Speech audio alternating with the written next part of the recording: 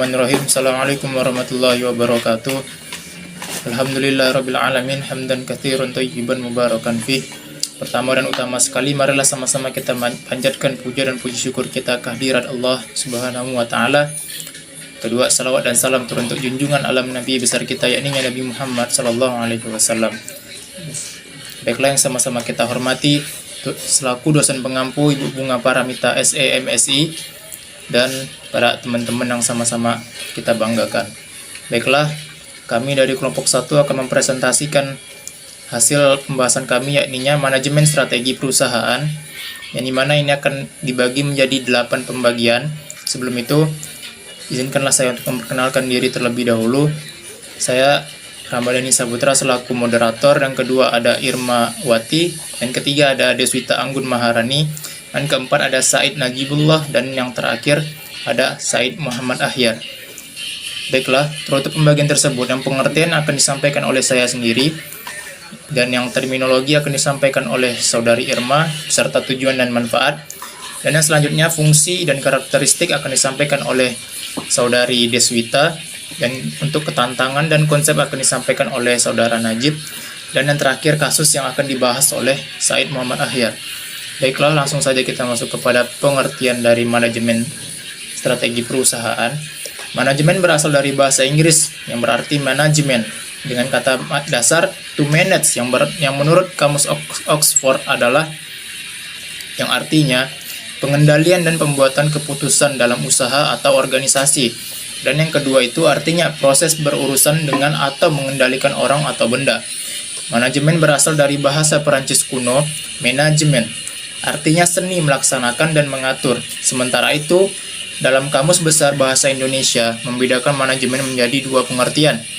Yang pertama adalah manajemen adalah penggunaan sumber daya secara efektif untuk mencapai tujuan dan sasaran. Dan manajemen merujuk pada pimpinan yang bertanggung jawab atas jalannya organisasi. Menurut David, tahun 2015 mendefinisikan manajemen strategik sebagai seni dan pengetahuan untuk memformulasikan, mengimplementasikan, dan mengevaluasi keputusan-keputusan lintas fungsional yang membuat organisasi mampu mencapai tujuan dan sasaran. Seperti tersirat, fokus manajemen strategik terletak pada memadukan manajemen, pemasaran, keuangan atau akuntansi, produksi atau operasi, penelitian dan pengembangan, serta sistem informasi komputer untuk mencapai keberhasilan organisasi. Cukup sekian dari saya, maka akan dilanjutkan oleh teman saya selanjutnya. Baiklah, saya akan menjelaskan terminologi dalam manajemen strategi. David 2015 mengemukakan terminologi penting yang harus dipahami dalam manajemen strategi, yaitu sebagai berikut. 1. Ahli strategi. Ahli strategi adalah orang yang paling bertanggung jawab atas sukses atau gagalnya suatu organisasi. Ahli strategi memiliki nama jabatan yang berbeda-beda, seperti CEO atau Chief Executive Officer, Presiden, Pemilik, Ketua Dewan, Direktur Eksekutif, Kanselir, Dekanat, atau juga wira swasta. Yang kedua, pernyataan misi. Pernyataan misi adalah pernyataan jangka panjang mengenai tujuan yang membedakan suatu usaha dari organisasi lain yang sejenis. Suatu pernyataan misi mengidentifikasi cakupan dari operasional organisasi dengan istilah produk dan pasar. Yang ketiga, peluang dan ancaman eksternal. Peluang dan ancaman eksternal adalah suatu kondisi ekonomi, sosial, budaya, demografi, lingkungan, politik, hukum, pemerintah, teknologi, dan kecenderungan persaingan serta peristiwa yang dapat menguntungkan atau merugikan suatu organisasi secara signifikan di masa yang akan datang. Yang keempat, kekuatan dan kelemahan internal. Kekuatan dan kelemahan internal adalah aktivitas dalam kendali organisasi dengan kinerja luar biasa, baik atau buruk. Kekuatan dan kelemahan tersebut muncul dalam aktivitas manajemen, produksi, pemasaran, keuangan atau akuntansi, penelitian dan pengembangan sistem informasi komputer suatu usaha. Yang kelima, sasaran jangka panjang. Sasaran jangka panjang ditemukan atau ditentukan sebagai hasil spesifik yang ingin dicapai organisasi dalam misinya lebih dari 1 tahun. Yang keenam, strategi. Strategi adalah suatu cara untuk mencapai sasaran jangka panjang. Strategi usaha dapat termasuk perluasan geografis, diversifikasi, akuisisi, pengembangan produk, penetrasi pasar, pengurangan karyawan, divestasi, likuidasi, dan merger. Yang ketujuh, sasaran jangka pendek atau tahunan. Sasaran jangka pendek atau tahunan adalah patokan jangka pendek yang harus dicapai suatu organisasi dalam jangka mencapai sasaran jangka panjang. Dan yang kedelapan ialah kebijakan. Kebijakan adalah suatu cara untuk mencapai sasaran jangka pendek atau tahunan. Kebijakan termasuk pedoman, peraturan, dan prosedur yang ditetapkan untuk mendukung upaya mencapai sasaran yang sudah ditetapkan. Selanjutnya ialah tujuan dan manfaat dari manajemen strategi. Yang pertama, tujuan. Beberapa tujuan dari manajemen strategis dalam perusahaan diantaranya adalah sebagai berikut. 1. Menuntun arah perusahaan dalam mencapai tujuan jangka panjang. 2. Membantu perusahaan beradaptasi pada saat pesaing bermunculan. 3. Menciptakan kinerja perusahaan lebih efektif dan efisien. Yang keempat, menerapkan dan mengevaluasi strategi yang ditentukan secara efektif dan efisien. 5. Menciptakan strategi baru untuk menyesuaikan dengan pertumbuhan pasar dan lingkungan eksternal. Yang keenam, menyadari ulang kekuatan dan kelemahan serta memahami peluang juga ancaman atau SWOT bagi perusahaan. 7. Melakukan inovasi produk dan layanan sehingga konsumen tertarik dan loyal. Kemudian adalah manfaat dari manajemen strategi, yaitu 1. Manfaat finansial. Penelitian menunjukkan bahwa organisasi yang menggunakan konsep manajemen strategi lebih menguntungkan dan berhasil dibandingkan organisasi lain yang tidak menggunakannya. Yang kedua ada manfaat non-finansial. Manajemen strategi menawarkan manfaat yang nyata seperti meningkatnya kesadaran atas ancaman eksternal, pemahaman yang lebih baik atas strategi pesaing, dan meningkatnya produktivitas karyawan, serta mengurangi keengganan untuk berubah, dan juga pengertian yang lebih baik atas hubungan antara kinerja dan penghargaan. Assalamualaikum warahmatullahi wabarakatuh. Saya Deswita Anggun Maharani. Di sini saya akan menjelaskan materi yaitu tentang fungsi manajemen strategi perusahaan. Fungsi manajemen strategi perusahaan yang pertama yaitu membantu membuat keputusan yang terbaik. Dan yang kedua, meningkatkan kemampuan untuk mengatasi berbagai permasalahan. Yang ketiga, membantu proses adaptasi baik dengan perkembangan zaman maupun perubahan irama persaingan di dunia bisnis. Kemudian yang keempat, meningkatkan keuntungan atau profit perusahaan. Karakteristik dari manajemen strategi perusahaan. Yang pertama, visi jangka panjang. Manajemen strategi perusahaan melibatkan pengembangan visi yang jelas untuk masa depan perusahaan dan menetapkan tujuan jangka panjang yang sesuai. Yang kedua, analisis lingkungan eksternal. Manajemen strategi perusahaan memerlukan pemahaman mendalam tentang faktor-faktor eksternal yang dapat mempengaruhi kinerja perusahaan. Yang ketiga, pengembangan strategi. Manajemen strategi melibatkan pengembangan rencana dan pendekatan yang terarah untuk mencapai tujuan perusahaan. Yang keempat, pengambilan keputusan strategis. Ini berdampak pada arah dan penggunaan sumber daya perusahaan, termasuk alokasi anggaran, pengembangan produk, dan ekspansi pasar. Yang kelima, implementasi strategi. Manajemen strategi memerlukan implementasi yang efektif dari rencana strategis, melibatkan pengorganisasian sumber daya, komunikasi yang efektif, dan pengelolaan perubahan. Yang keenam, evaluasi dan kontrol.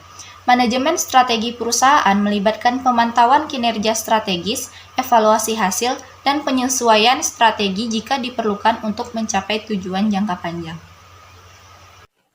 Baiklah, saya akan menjelaskan tantangan dan konsep manajemen strategi. Adapun tantangan dari manajemen strategi yaitu 1. Strategi tanpa arah, 2. Kelumpuhan perencanaan, dan 3. Terlalu fokus pada proses. Yang selanjutnya yaitu konsep. Konsep manajemen strategi menurut Fred Davis, manajemen strategi dapat didefinisikan sebagai seni dan ilmu memformulasi, mengimplementasi, dan mengevaluasi keputusan lintas fungsi yang memungkinkan suatu organisasi mencapai tujuan. Fred Davis menjelaskan bahwa proses manajemen strategi terdiri dari 3 tahap, yaitu memformulasikan strategi, mengimplementasikan iklan strategi, dan mengevaluasi strategi. Tahap memformulasikan strategi antara lain menetapkan visi dan misi, mengidentifikasi peluang dan tantangan yang dihadapi organisasi dari sudut pandang eksternal, menetapkan kelemahan dan keunggulan yang dimiliki organisasi dari sudut pandang internal. Adapun tahap-tahap mengevaluasi strategi adalah tahap terakhir dalam manajemen strategi.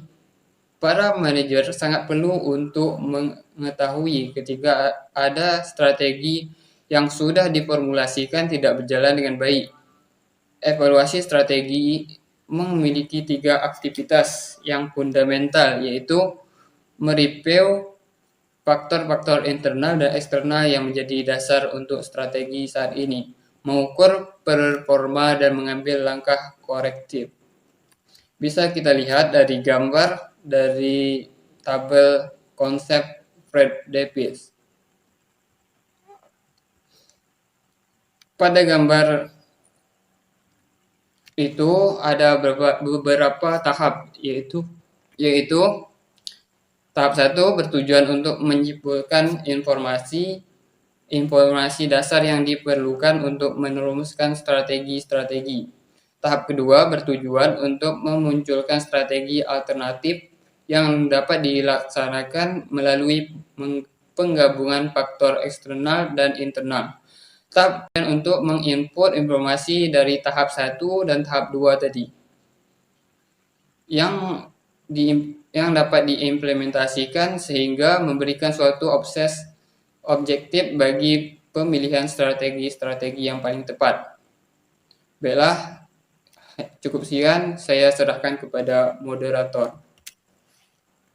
Baik, selanjutnya di sini saya akan menjelaskan sebuah kasus di strategi manajemen di sebuah perusahaan. Di sini kami mengangkat kasus tentang salah satu restoran cepat saji, yaitu KFC. KFC adalah salah satu restoran cepat saji yang dipegang oleh PT Fast Food Indonesia. KFC yaitu merupakan salah satu pimpinan global dalam bisnis makanan cepat saji yang menggunakan menu andalan yaitu daging ayam goreng. Selain menawarkan produk ayam goreng, KFC juga menawarkan menu pilihan lain yaitu seperti nasi, perkedel, kentang goreng, spaghetti, cream soup, twister, dan burger. Dan masih banyak yang lainnya. Namun pada masa pandemi COVID-19 memberikan dampak yang signifikan bagi KFC dengan mengalami kerugian hingga 28,2 miliar pada akhir tahun 2020. Pandemi corona memang berdampak besar bagi KFC itu.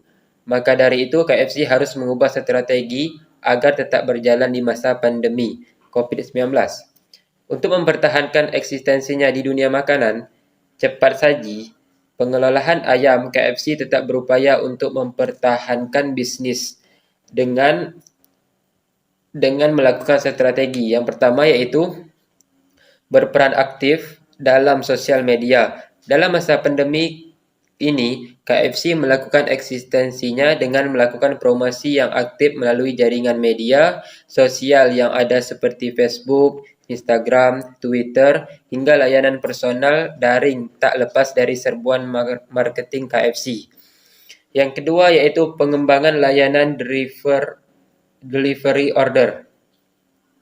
Direktur Fast Food Indonesia, G. Dalimin Juwana, mengungkapkan bahwa strategi usaha perseroan untuk dapat mempertahankan kinerja keuangan adalah dengan cara tetap membuka gerai sebagaimana ketetapan pemerintah dengan hanya melayani transaksi take away, ojek online, home delivery, dan drive-thru.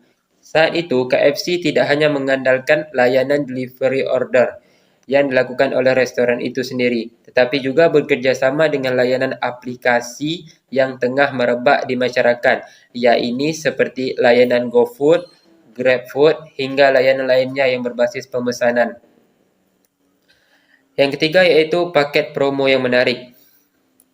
Restoran cepat saji pemilik gerai yaitu emiten KFC di Indonesia menerapkan strategi promo-promo dengan harga yang terjangkau dan melakukan inovasi dengan mengeluarkan produk baru.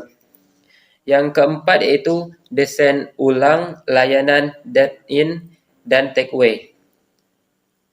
KFC mendesain ulang konsep bisnisnya sejak virus corona yaitu COVID-19 merebak. Selama pandemi ini, KFC menekankan drive-thru dan membatasi kontak langsung. Dua desain baru yang diungkapkan KFC menyoroti fakta bahwa kebiasaan pengunjung telah bergeser ke delivery ketimbang makan di restoran. Baik, sekian kasus yang kami angkat di strategi manajemen perusahaan ini. Saya kembalikan ke moderator. Terima kasih.